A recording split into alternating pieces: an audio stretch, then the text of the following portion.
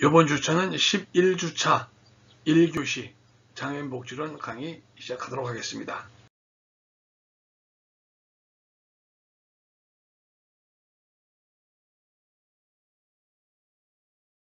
이번에 우리가 학습하는 과정은요, 장애와 사회 서비스.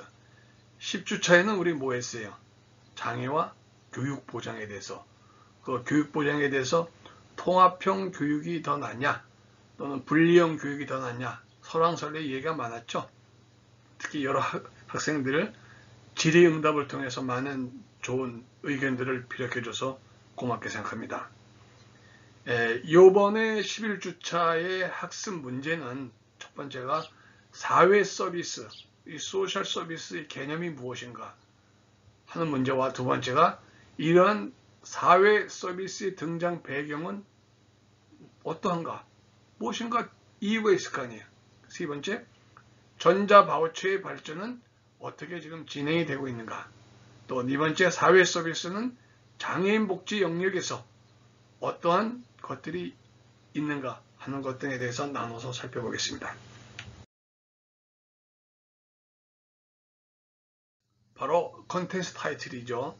사회 서비스의 개념은 무엇인가, 사회 서비스의 등장 배경은 어떠한가, 또 전자바우처의 발전은 어떻게 진행되고 있는가, 사회 서비스는 장애인 복지 영역에서 어떠한 것들이 있는가. 자, 사회 서비스 뭡니까? 한번 생각해 봅시다.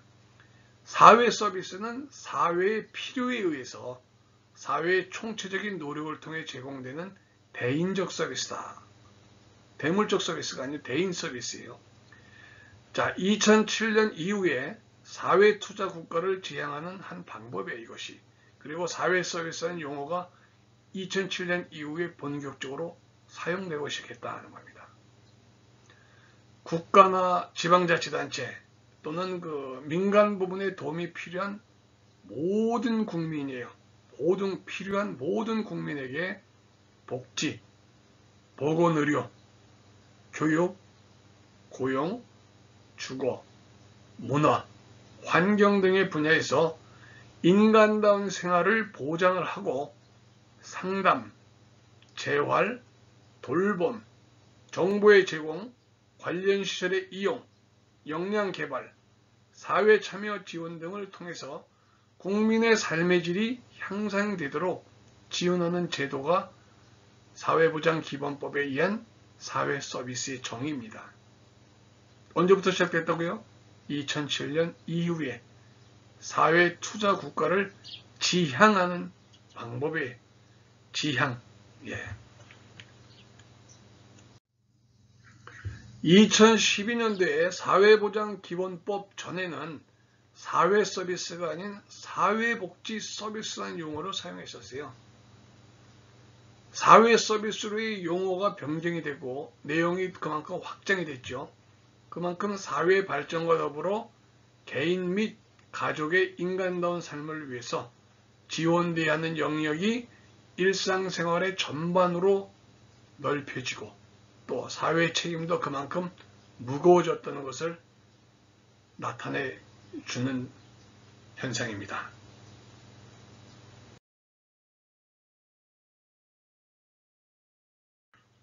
이 사회 서비스의 발전 배경은 무엇인가요? 처음이 일자리 창출입니다. 사회 서비스를 제공하기 위해서 그에 대응하는 서비스 제공 인력이 있어야 한다는 것을 의미합니다. 아까 대인 서비스예요. 사회 서비스는 대물이 아닙니다. 또 사회 서비스 외연이 확장이 되고 내용이 완비될수록 그에 대응하는 인력의 양성이 필요하고 이것은 바로 일자리 창출로 이어지는 긍정적인 효과가 있습니다. 사회 서비스를 통해서 인적 자본이 확충되고 사회적 위험의 사전적 예방이 가능하다는 생각은 사회 서비스를 발전시키는 주요한 요인이 됐다, 하나의 역할이 됐다 하는 것을 들 수 있습니다.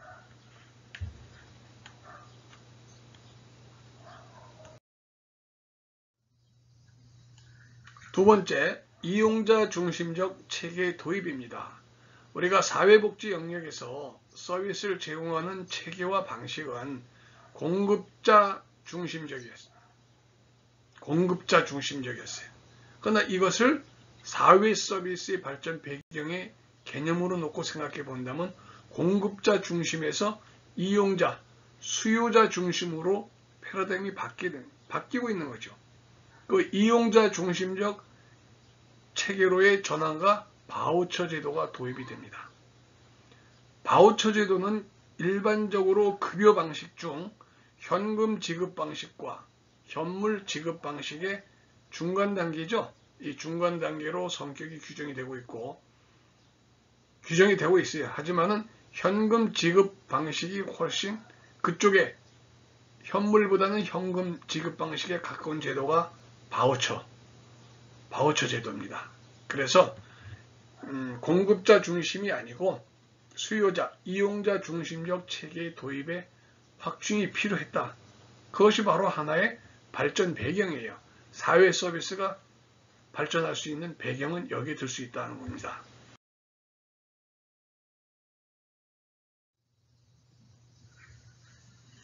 자, 사회 서비스 발전 배경. 우리가 이용자 중심, 공급자 중심, 이용자 중심에서 발전 배경이 있었고, 공급자 지원 방식과 이용자 지원 방식을 한번 구분해 보겠습니다.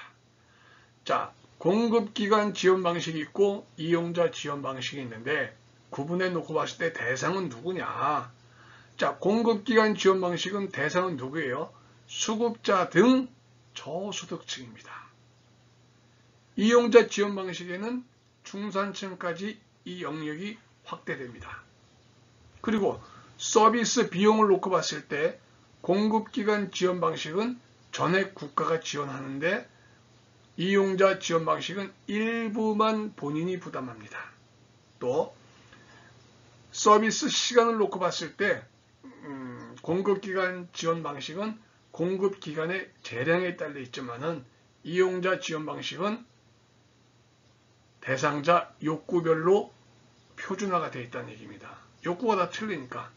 또 공급기관은 공급기관 지원 방식으로 봤을 때 단일 기관이 독점을 하고 있어요. 하나 이용자는 다수 기관이 경쟁을 하고 있습니다. 어느 쪽이 더 양질의 서비스가 나올까요? 한번 생각해 보세요. 네. 그리고 특징으로 놓고 봤을 때 공급기관 지원 방식은 획일적이고 정형화된 서비스가 제공이 됩니다. 하나 이용자 지원 방식은 다수 기관이 경쟁을 통해서 하기 때문에 다양한 서비스와 더 나은 서비스를 제공하기 위해서 노력하는 모습이 보이고 혜택이 또 주어지죠. 그만큼 더. 이렇게 서비스의 발전 배경은 상당히 중요합니다. 공급기관이 단일 기관이냐 아니면 공급기관이 다수 기관이냐에 따라서 이용자가 느끼고 받는 혜택 차원은 천차만별입니다. 그러니까 공급자 지원 방식과 이용자 지원 방식에 있어가지고의 구분, 차이점 이런 것도 한번 우리가 잘 보고 생각해 볼 수 있게 되기를 바랍니다.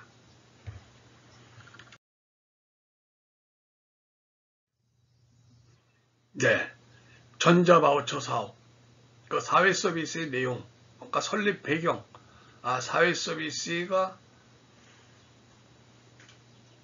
태동할 수밖에 없었던 이유, 뭐 이런 걸 좀 살펴봤고, 이제 전자바우처 사업을 한번 보겠습니다.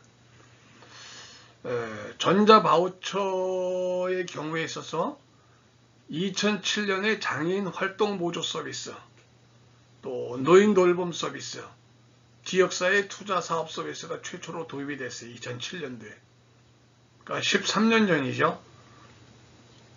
이 외에도 지역 자율형 사회 서비스 투자 사업으로 산모 신생아 건강관리 사업, 가사간병 방문 지원 사업이 있으며 또 장애아동 가족 지원 및 임신 출산 진료비 지원, 청소년 산모 임신 출산 진료비 지원이 시행되고 있습니다. 이게 전자바우처 사업의 일환으로서 시행되고 있는 사업입니다. 이게.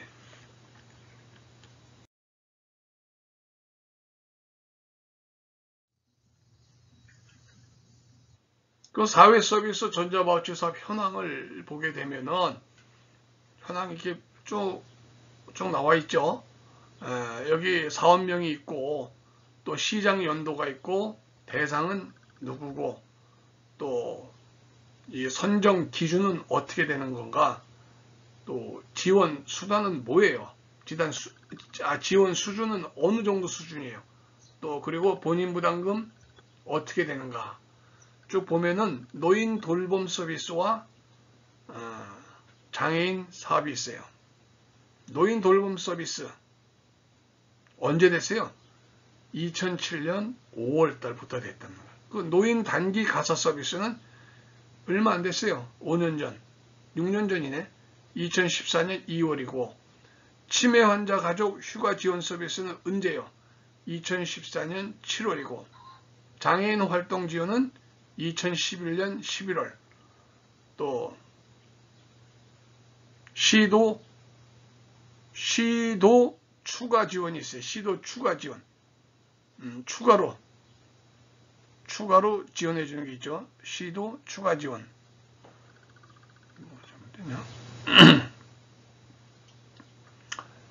2010년도 10월로 되어 있는데, 자, 이 대상, 선정 기준, 지원 수준, 본인 부담금 한 번씩 봐야 됩니다.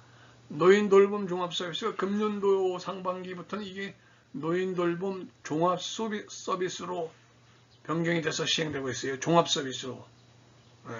그러니까 이거 한번 여러 학생들이 한번 찾아봐야 돼요. 노인 돌봄 종합 서비스.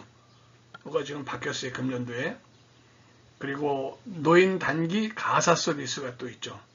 아무튼 노인 돌봄이나 단기 가사나 치매 환자 가족 휴가나 또 여기 나오는 장애인 활동 지원이나 시도 추가 지원 사업이나 보게 되면은 대상이 누군가, 또 시행연도가 언제부터인가, 또 여기 나오는 선정 기준은 무엇인가, 또 여기 지원 수준은 어느 정도인가, 이런 것도 한 번씩 보고서 알아두면은 사회 서비스의 내용이 이러이러한 것이 있구나, 현황을 파악하는데 상당히 도움이 될 겁니다.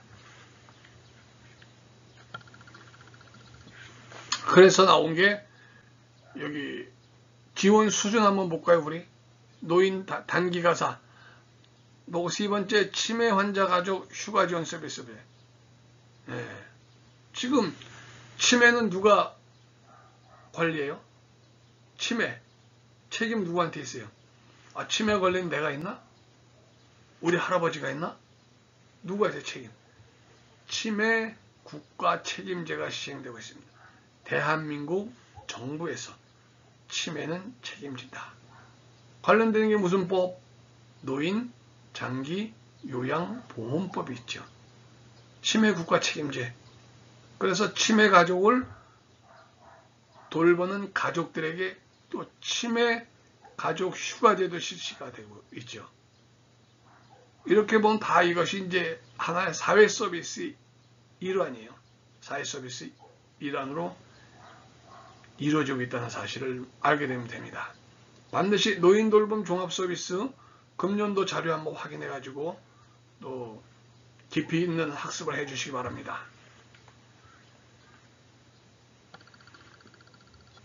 치매 받고 이게 장애인 활동 지원, 이거 장애인 활동 지원 서비스가 많이 활성화되어 있어요. 장애인 이동 도움 서비스, 이동할 때 어려운 점 많잖아요. 그러니까 이동 지원을 하기 위해서 정상인, 비장애인이 장애인의 활동을 도움을 주는 그 서비스가 또 있습니다. 이 이동 지원, 활동 지원 서비스를 할 수 있는 분이 지금 자격증은 지금은 요양보호사 자격증 소지자가 장애인 활동보조도 같이 할 수 있게끔 돼 있어요.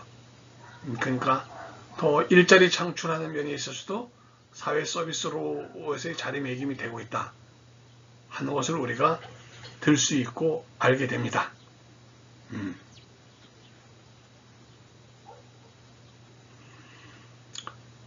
노인 단기가사, 단기적으로 하시는 거죠. 단기가사. 단기가사. 여기 보면은 선정 기준이 다 틀려요. 선정 기준 하나씩 잘 좀 봐가지고 어떨 때 어떤 게 해당이 되는 걸 좀 보면 됩니다.